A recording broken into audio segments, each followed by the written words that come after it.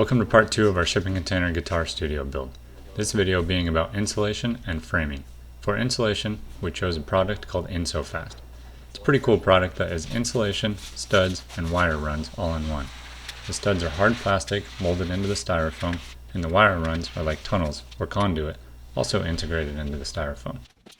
As you'll see throughout this video, the Insofast panels are the same shape as the container walls, so they fit very snug, and if installed correctly with expanding foam, should be an airtight fit. Being styrofoam, they are also very easy to cut. My preferred method was with the circular saw. To attach them to the wall, Insofast recommends Loctite PL3, and I totally understand why. Once this stuff dries, it's rock solid and holds on to anything it touches.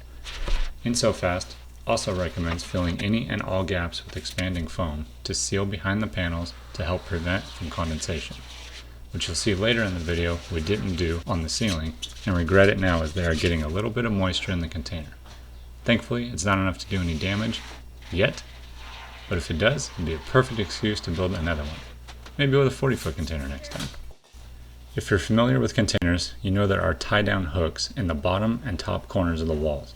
Most of the time, we had to cut into the styrofoam a little to get the panels to fit snug. Just a razor blade or a pocket knife worked great for this. I have to apologize for the camera movement throughout these videos. My son thought it would be fun to be the videographer, and well, didn't do such a good job. Sorry, buddy. Unfortunately, we don't have a lot of footage, so we have to use what we can.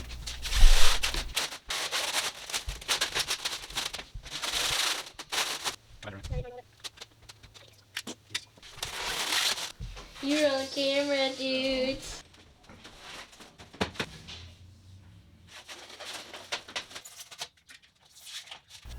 I didn't count how many bottles we used, but we went through a lot of glue and a lot of expanding foam. But we wanted to make sure everything was snug and everything was airtight.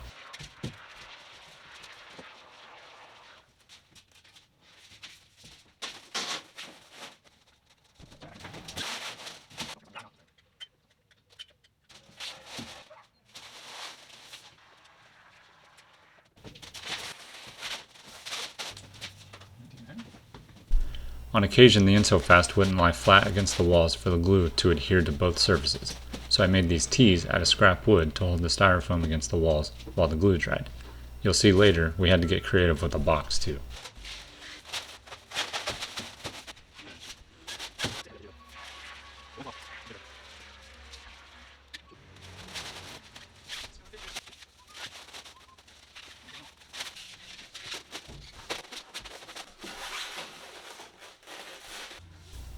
On to the ceiling. Insofast sells little strips that fit perfect into the valleys of the corrugation and then get glued into position, again using those T's to hold them in place.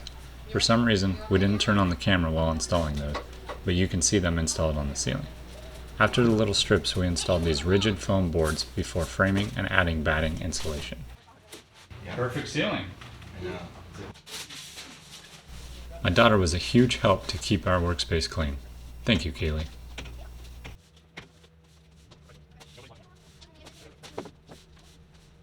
Here we start the ceiling framing process. First some expanded foam, then hold it all in place with metal studs. We chose metal for this application just simply for ease. They're very light, easy to cut, and easy to attach to the walls and to itself.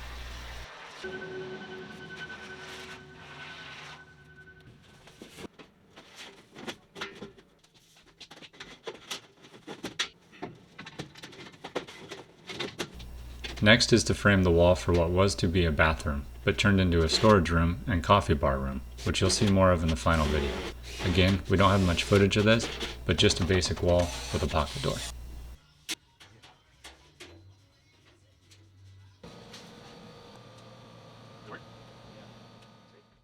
Last of the framing is the back wall. Here we will be installing a sliding glass door. We framed this so the container doors are still functional, so while traveling, those close and keep everything rigid and secure.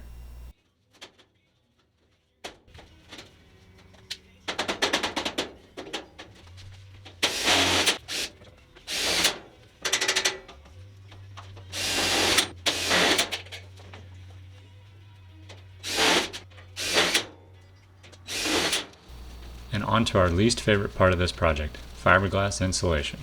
Please stay tuned for the next video where I build a deck off the back of the container, which just happens to be one of my favorite parts of this whole build. As always, thank you for watching, and please like and subscribe.